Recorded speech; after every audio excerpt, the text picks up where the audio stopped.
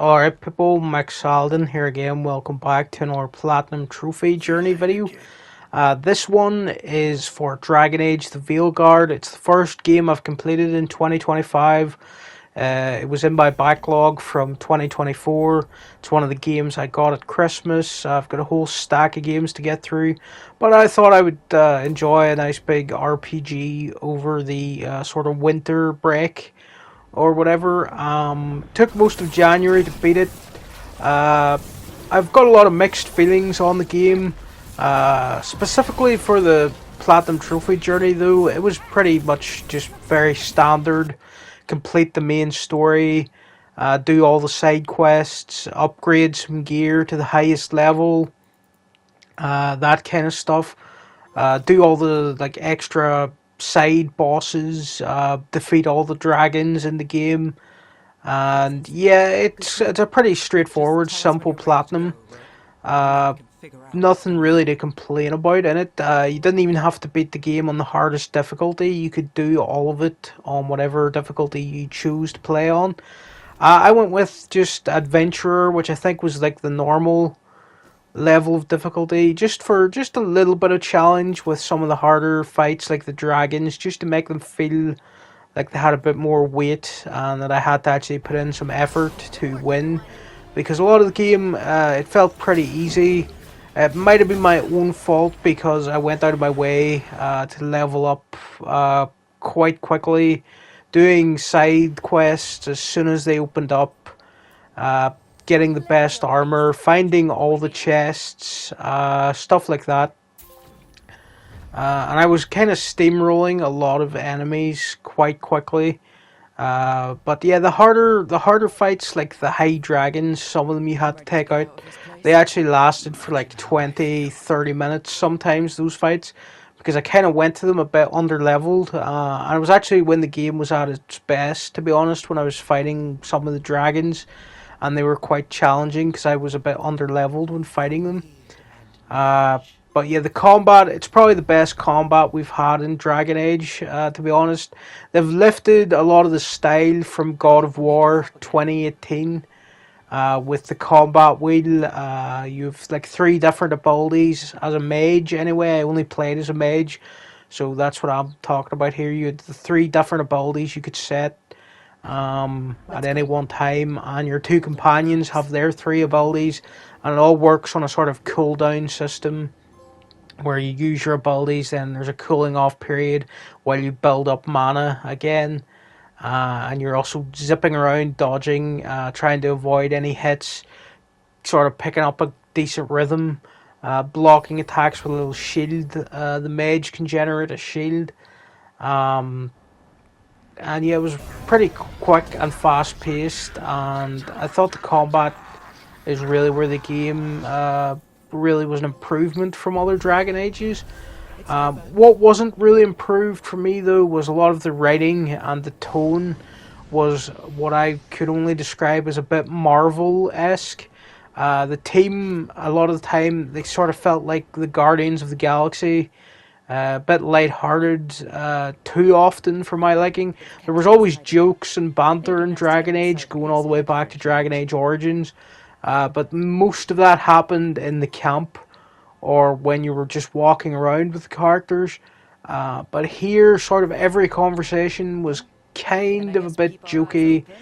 People were getting in little snipey comments or little clapbacks, and it took a little while to get into this tone and just sort of accept that the more darker, brooding Dragon Age of the past, where it was all blood and guts and darkspawn and the brood mother and the deep roads and Bronca's horrendous journey into the deep roads and that kind of horror stuff, was gonna be toned back a lot, and made a lot lighter and more action. It's more of an action adventure game now than a dark RPG, and that's kind of where I think a lot of people bounced off this game. It did have darker elements later on in places. I liked Lucanius, is that his name? I'm really bad at pronouncing names, but he's the guy who's possessed by the spirit of spite. His backstory, it was quite dark actually, and the boss you had to fight on his side quest, Zara, she was in a pool of blood, and it was a really cool arena, and it really brought me back a bit more to Dragon Age Origins. Whenever we were doing that fight, and whenever it went to blood magic and demons and anything like that, it always got a lot more interesting to me. Davrin, I really liked Davrin as a character, and I liked all the Grey Warden stuff, especially the battle at the Grey Warden's main fortress. It's probably the most impressive battle production value wise BioWare have ever done. And it's like the coolest Dragon Age battle since maybe the Battle of Denerim in Origins.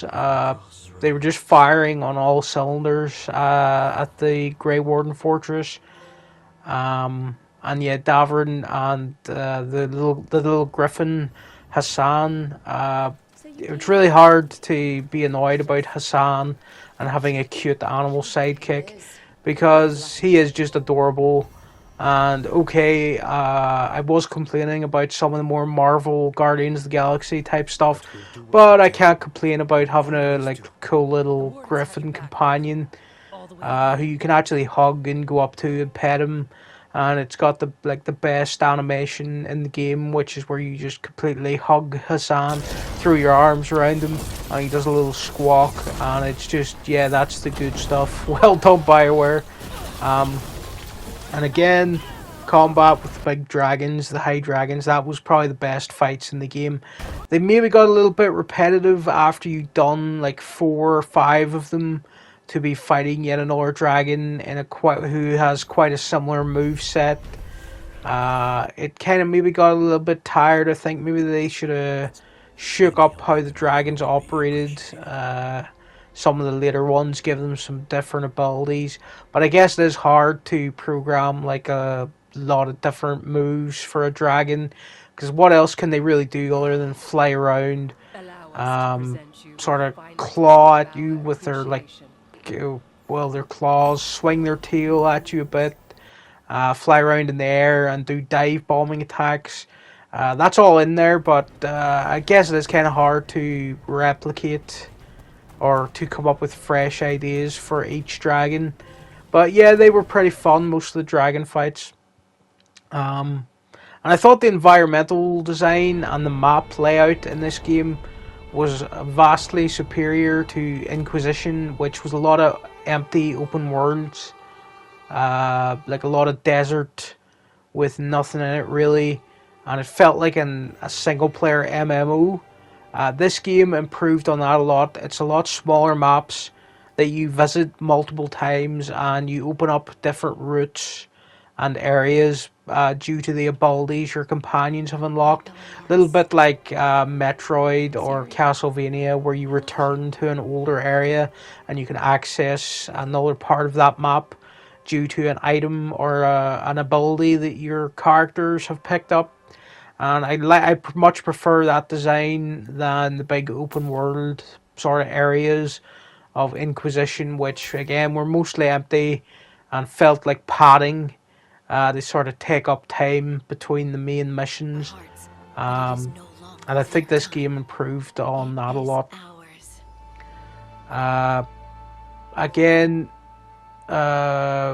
what else did I like? I did actually like most of the companions. I'd say Davrin is my favorite new one, the Grey Warden, because he was a bit more. He was a bit more lighthearted, but he followed the code, and he was a bit like a mix between Alistair and Duncan. The serious and the jokey was sort of balanced with him.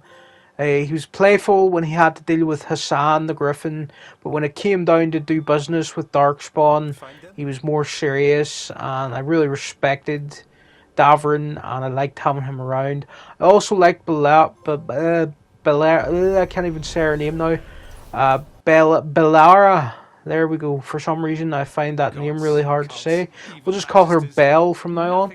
But I thought at first she was annoying me because she felt like quite a modern out of place character who didn't really act like they belonged in this mystical medieval setting. Just the way they spoke and acted, they kind of sounded like a modern day American who was cosplaying as an elf. But eventually, I actually grew fond of her as a character, and I actually ended up romancing Bellara, or Bellara, or however you pronounce her name. And yeah, I found her quite charming by the end, but it took a while to warm up to her. I also like Nev Gallus, the detective mage from Minrathous. I thought her whole thing was pretty cool. I wish we got to do some more detective jobs with her, some little side cases in Minrathous. Because I thought that was actually a pretty cool concept of having a detective agency kind of thing going, in like an underground sort of back alley kind of way. Morgan, she reappears in the game. She has a pretty small role, but it is important because she brings up Mythal again.